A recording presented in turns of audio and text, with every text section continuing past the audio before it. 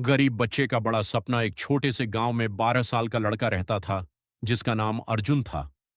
उसके पिता दिहाड़ी मजदूर थे और माँ लोगों के घरों में काम करती थीं। घर की आर्थिक स्थिति इतनी खराब थी कि कई बार पूरे परिवार को सिर्फ एक वक्त का खाना ही नसीब होता था। लेकिन अर्जुन का एक सपना था। वह बड़ा होकर डॉक्टर बनना चाहता था ताकि गांव के गरीब लोगों का मुफ्त इलाज कर सके। हर सुबह वह स्कूल जाने से पहले अखबार बांटता था।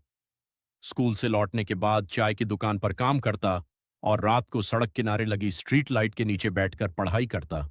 उसके पास नई किताबें नहीं थीं। वह अपने सीनियर छात्रों से पुरानी किताबें लेकर पढ़ता था। एक दिन स्कूल में शिक्षक ने पूछा, बड़े होकर क्या बनना चाहते हो? किसी ने पुलिस, किसी ने इंजीनियर, तो किसी ने शिक्षक बनने की बात कही।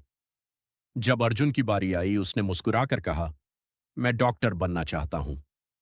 कुछ बच्चे उसकी गरीबी देखकर हंसने लगे। एक ने कहा, जिसके घर में ठीक से खाना नहीं बनता, वह डॉक्टर बनेगा? अर्जुन की आंखें भर आईं, लेकिन उसने हार नहीं मानी। उसने मन ही मन तय किया कि वह अपने सपने को सच करके दिखाएगा। कुछ महीनों बाद स्कूल में छात्रवृत्ति परीक्षा हुई। अर्जुन ने दिन रात मेहनत की। परीक्षा का परिणाम आया तो पूरे जिले में पहला स्थान अर्जुन का था। उसे आगे की पढ़ाई के लिए छात्रवृत्ति मिल गई। साल बीतते गए।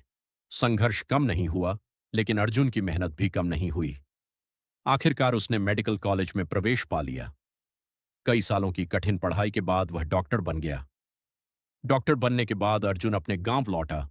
उसने वहां एक छोटा सा अस्पताल शुरू किया, जहां गरीब लोगों का इलाज बहुत कम शुल्क पर और जरूरतमंदों का बिल्कुल मुफ्त किया जाता था।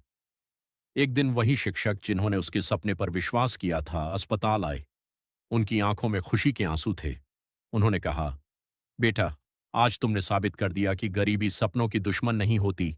हार मान लेना असली हार होती है। अर्जुन मुस्कुराया और बोला, अगर इंसान अपने सपनों के लिए ईमानदारी से मेहनत करे तो एक दिन किस्मत भी उसका साथ देती है। सीख, गरीबी इंसान की पहचान नहीं होती। सच्ची मेहनत, धैर्य और अपने सपनों पर विश्वास किसी भी मुश्किल को